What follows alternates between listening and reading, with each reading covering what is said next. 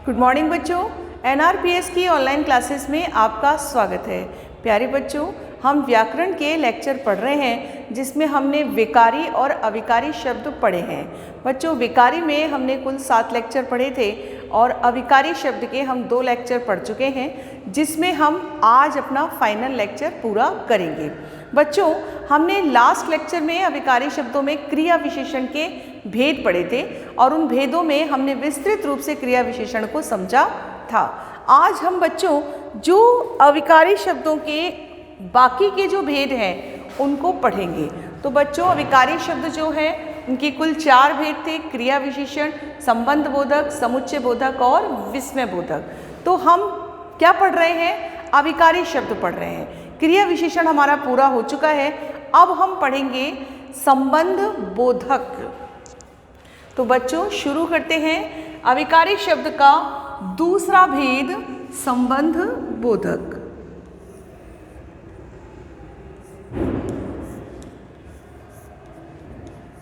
संबंध बोधक।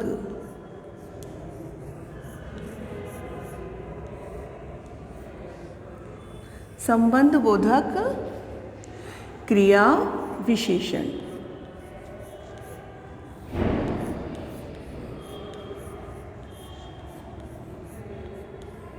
अब संबंध बोधक क्रिया विशेषण जो है बच्चों, हम इसकी परिभाषा लिखेंगे पहले और फिर हम इसको स्पष्ट करेंगे कि कैसे। तो वो कैसे जो है वो शब्द आपको ध्यान देने हैं कि कौन कौन से शब्द जो हैं वो क्रिया विशेषण संबंध बोधक, जो आपके अविकारी शब्द हैं संबंध बोधक क्रिया विशेषण, तो वो क्या है।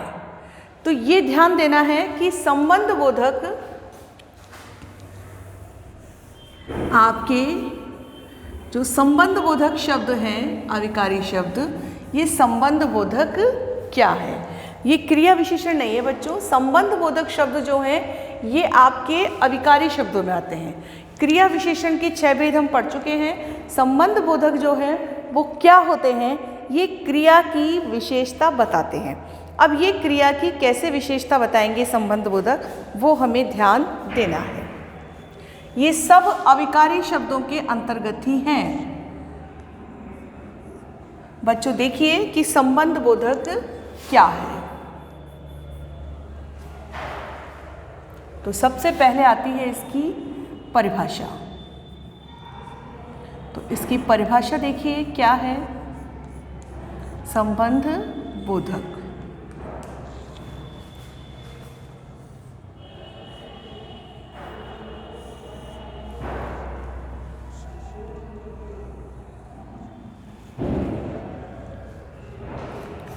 जो शब्द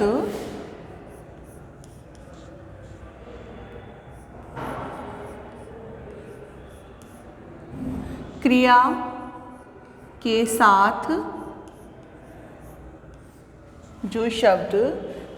के साथ अन्य शब्दों का संबंध बताए। अन्य शब्दों जो क्रिया के साथ अन्य शब्दों का संबंध बताए।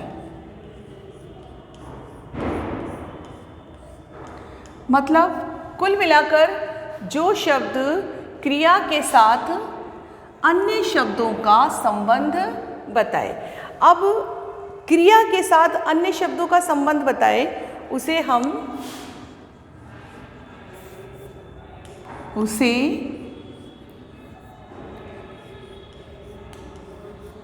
संबंध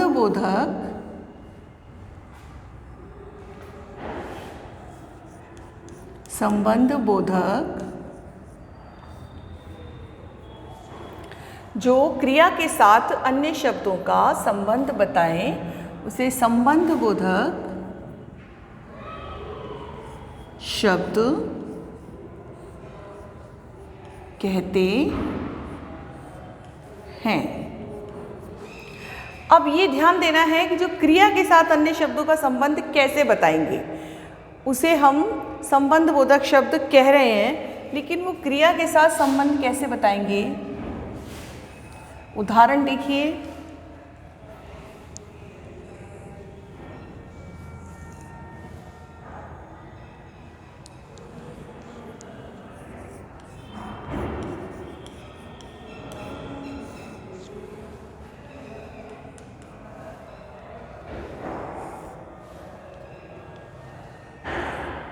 देखिए उदाहरण, वह राम के साथ गया।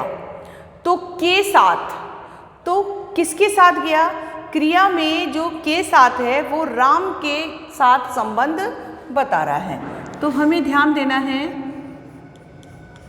बालक पिताजी के साथ गया, बालक पिताजी के साथ गया। अब ध्यान दीजिए, गया में के साथ शब्द जो है वो बालक पिताजी के संबंध को इंगित कर रहा है। तो यहाँ ये ध्यान देना है कि ये के साथ शब्द जो है, ये के साथ क्या बता रहा है? इनका संबंध बता रहा है। ठीक इसी प्रकार से पक्षी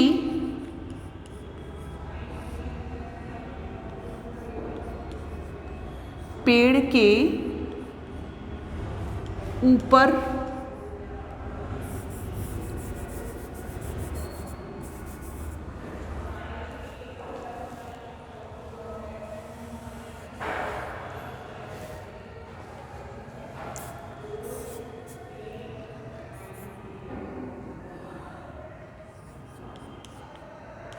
बालिका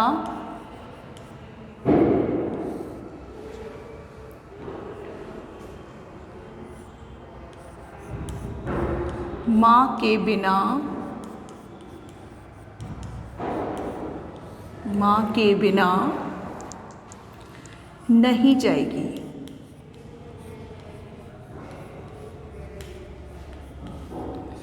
अब ध्यान दीजिए, के बिना, तो यहाँ वो शब्द जो नहीं जाने के साथ संबंध बता रहे हैं, किसका? बालिका का माँ से। वहीं बालक पिताजी के साथ गया, तो जाने के साथ का संबंध है। तो बच्चों इसमें कैसे शब्द आएंगे? के साथ, के संग, के बिना, के पश्चात, इस तरह से जो शब्द हैं वो संबंध बोधक क्रिया विशेषण को इंगित करेंगे।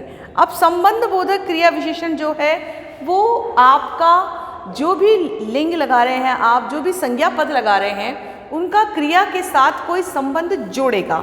जैसे हमने देखा के बिना, के साथ, तो इस तरह से आपके संबंध को इंगित करेगा। ठीक इसी प्रकार से जो आपका अगला भेद है, वो अगला भेद क्या है बच्चों?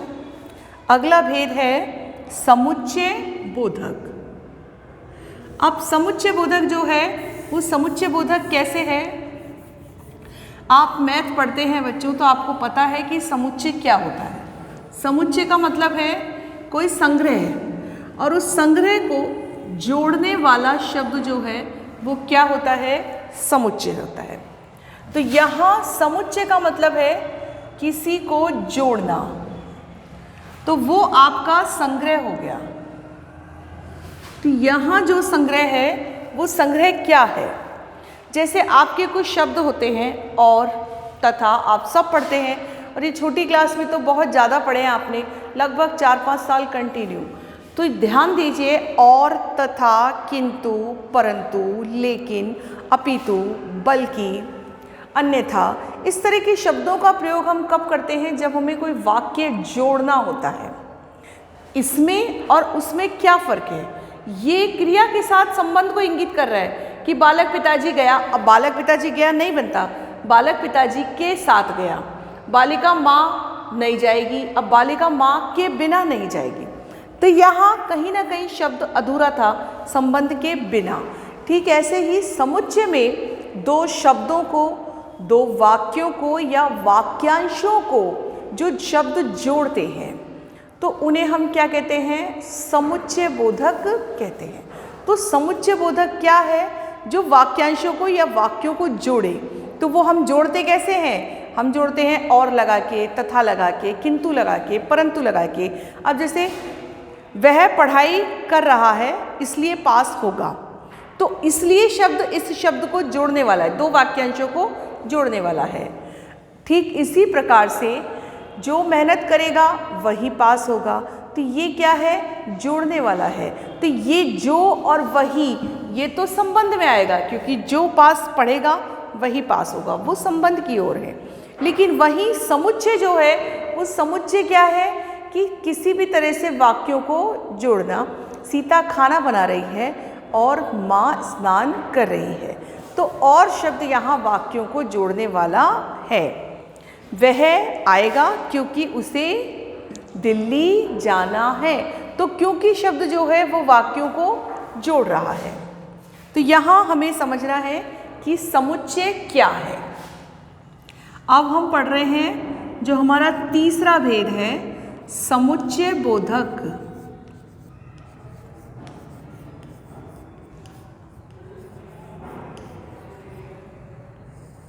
समुच्चय बोधक। अब समुच्चय बोधक क्या है वो देखिए। जो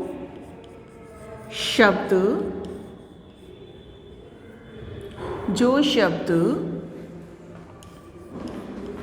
दो वाक्यों या वाक्यांशों, दो वाक्यों या वाक्यांशों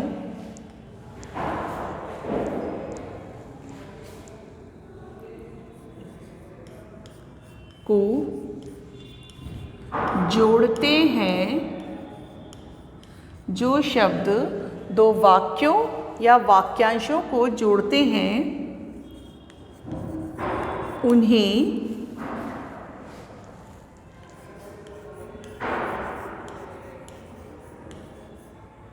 समुच्चय बोधक कहते हैं। अब समुच्चय बोधक कहते हैं, तो अब समुच्चय बोधक जैसे शब्द कौन से हैं? और, तथा,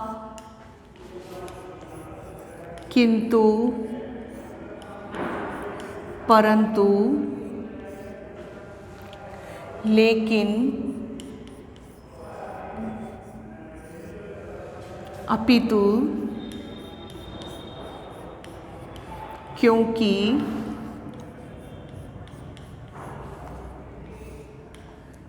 आदि।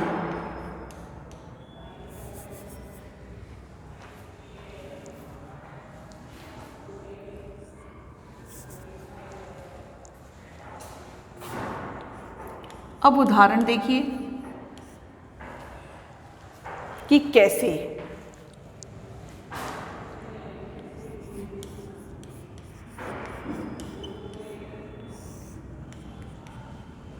कि उदाहरण कैसे लेना है हमें इसका। ये वो शब्द हैं जो वाक्यों को जोड़ते हैं, तो हम ये छोटी क्लास में भी पढ़ चुके हैं बच्चों कि वाक्यों को कैसे जोड़ते हैं। तो वाक्यों को जोड़ने वाले जो शब्द हैं वो हैं और, तथा, किंतु, परंतु, लेकिन, अपितु, बल्कि, क्योंकि, इस तरह के शब्द वाक्यों को जोड़ते हैं। अब ये वाक्यों को कैसे जोड़ रहे हैं?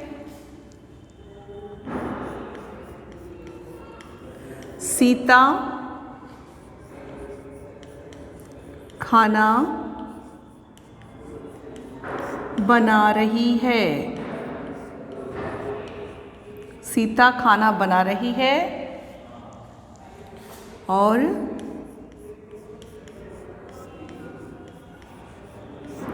राम खेल रहा है।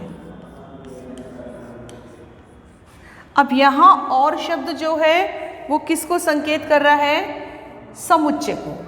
मतलब ये इन दोनों सेंटेंस को जोड़ रहा है। सीता खाना बना रही है और राम खेल रहा है। ठीक इसी प्रकार वह कल आएगा क्योंकि उसे दिल्ली जाना है। तो उदाहरण क्या होगा? वह कल आएगा, वह कल आएगा क्योंकि उसे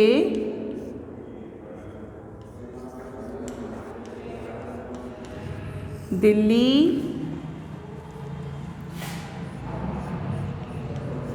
जाना है। वह कल आएगा क्योंकि उसे दिल्ली जाना है। तो यहाँ क्योंकि शब्द जो है वो क्योंकि शब्द आपके इस सेंटेंस को जोड़ रहा है। तो वाक्यों को या वाक्यांशों को जो भी शब्द जोड़े उसे हम किस में रखेंगे? समुच्चय बोधक में रखेंगे। तो बच्चों, आपका जो आखिरी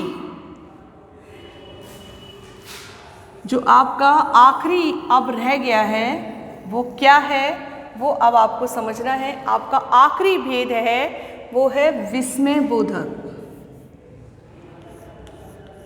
विस्मय बोधक। अब विस्मय बोधक क्या है? देखिए बच्चों, आप शब्द बोलते हैं, आपको पता है कि ये शब्द हम प्रयोग में ले रहे हैं। जैसे विस्मय का मतलब होता है आश्चर्य, लेकिन केवल आश्चर्य से नहीं लेना है। यहाँ पर विस्मय का मतलब होता है आश्चर्य से, लेकिन इस विस्मय बोधक में केवल आश्चर्य से संबंधित शब्द नहीं है। जो शब्द हर्ष, खुशी, दुख, उल्लास, शोक या घृणा ऐसे पदों को प्रकट करे, ऐसे भावों को प्रकट करे, तो उन शब्दों को हम किस में रखते हैं? विस्मय बोधक शब्दों में रखते हैं। तो परिभाषा लिखिए कि जो शब्द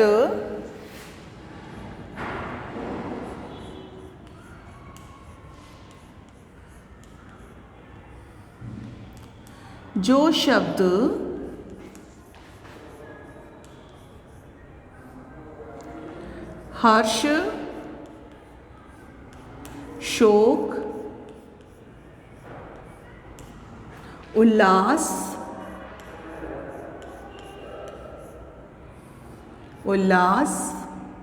आश्चर्य,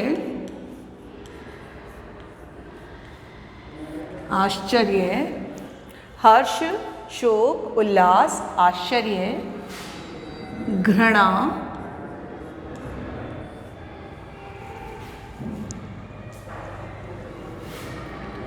आदि के भाव प्रकट करे।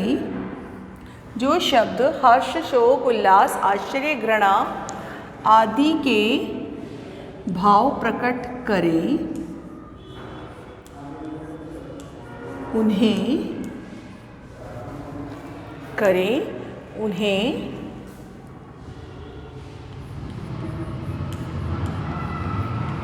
विस्मय बोधक शब्द कहते हैं। उन्हें विस्मय बोधक शब्द कहते हैं। अब ये भावनाएं हैं हर्ष, शोक, उल्लास, आश्चर्य, घृणा और इस तरह के जो भाव को प्रकट करे। अब कैसे? हर्ष का मतलब होता है खुशी, उल्लास का मतलब मन करे कि उछल जाए, आश्चर्य यानी कहीं किसी प्रकार का विस्मय, शोक यानी दुख की अवस्था, घृणा यानी किसी से घिन्न होना। तो इस तरह के भाव को जो प्रकट करे उन्हें हम विस्मय कहते हैं। वैसे विस्मय का मतलब आश्चर्य से ही होता है, लेकिन केवल आश्चर्य शब्द नहीं लेना है। ये सारे भाव जो प्रकट करे उन्हें हम किस में रखते हैं? विस्मय बोधक शब्दों में रखते हैं। अब देखिए कैसे, जैसे कि छी,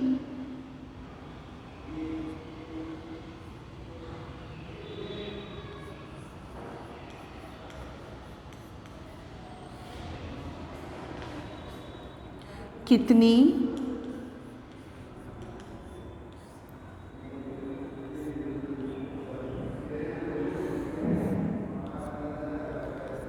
कितनी बदबू आ रही है। अब छी कितनी बदबू आ रही है। अब ये जो शब्द है ये किसको संकेत कर रहा है? घृणा को। ठीक इसी प्रकार हाय वह मारा गया। अब यहाँ हाय शब्द किसको प्रकट कर रहा है? शोक को। तो हमें ये शब्द ही पहचानने हैं कि किस तरह से शोक प्रकट हो रहा है, किस तरह से घृणा प्रकट हो रही है। वह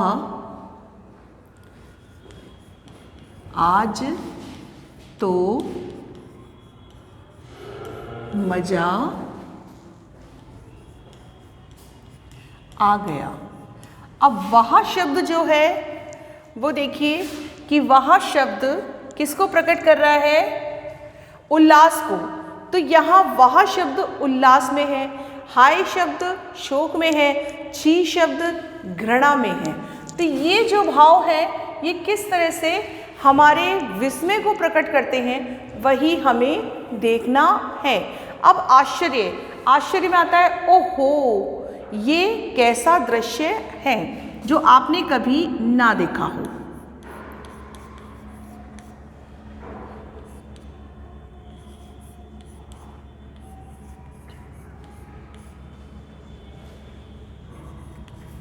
तो इस तरह से ये शब्द हमारे विस्मय को प्रकट करते हैं। तो बच्चों आज हमने जो कुछ भी पढ़ा उनमें हमारे संबंधबोधक शब्द, तो संबंधबोधक क्या थे?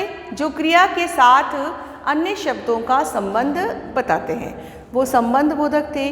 जो जैसे बालक पिताजी के साथ जा रहा है तो किसके साथ जा रहा है? पिताजी के साथ। तो जाने के साथ जो संबंध है वो के साथ। ऐसे बालिका माँ के बिना नहीं जाएगी, तो किसके बिना नहीं जाएगी? माँ के बिना। तो नहीं जाने में बिना जोड़ना ज़रूरी है। तो जो संबंध को प्रकट करे, अन्य शब्दों का संबंध बताए, उन्हें संबंधबोधक कहते हैं। ठीक इसी प्रकार से हमारा अगला था समुच्चय बोधक, कि जो शब्द दो वाक्यों या वाक्यांशों को जोड़ते हैं उन्हें समुच्चय बोधक कहते हैं। तो जो भी दो वाक्यांशों को जोड़े उन्हें समुच्चय बोधक कहेंगे। और शब्द कौन से होते हैं? और, तथा, किंतु, परंतु, लेकिन, अपितु, बल्कि, ऐसे। जैसे सीता खाना खा रही है और राम खेल रहा है, वह कल आएगा क्योंकि उसे दिल्ली जाना है। तो ये शब्द जोड़ने वाले हैं, तो समुच्चय यानी जो जोड़े। ठीक इसी प्रकार विस्मय बोधक शब्द क्या है? कि जो शब्द हर्ष, शोक, उल्लास, आश्चर्य, घृणा आदि के भाव को प्रकट करे उन्हें विस्मय बोधक कहते हैं। जैसे छी कितनी बदबू आ रही है, तो छी शब्द जो है वो घृणा को इंगित कर रहा है। हाय वह मारा गया, तो हाय शब्द शोक को इंगित कर रहा है। ठीक इसी प्रकार वह आज तो मजा आ गया, तो वह शब्द जो है वो किसको प्रकट कर रहा है? उल्लास को। ओह ये क्या हुआ, तो ये आश्चर्य के लिए है। आपके इस तरह से जो शब्द विस्मय को प्रकट करे, तो विस्मय का अर्थ केवल आश्चर्य से नहीं लेना है, विस्मय का अर्थ इन सारे भाव से लेना है, वो विस्मय सूचक शब्द होते हैं। तो बच्चों आज हमारा अविकारी शब्द पूरा हो गया है। आपको गृह कार्य के रूप में ये तीनों प्रश्न करने हैं। संबंध बोधक किसे कहते हैं? उदाहरण सहित स्पष्ट कीजिए। समुच्चय बोधक किसे कहते हैं? उदाहरण सहित स्पष्ट कीजिए। 2 प्रश्न। तीसरा प्रश्न विस्मय बोधक किसे कहते हैं? परिभाषा उदाहरण सहित स्पष्ट कीजिए। तो बच्चों हमारा आज का ये लेक्चर यहीं समाप्त होता है। उम्मीद करते हैं कि अविकारी और विकारी शब्द आपको बहुत अच्छे से समझ में आए होंगे। धन्यवाद।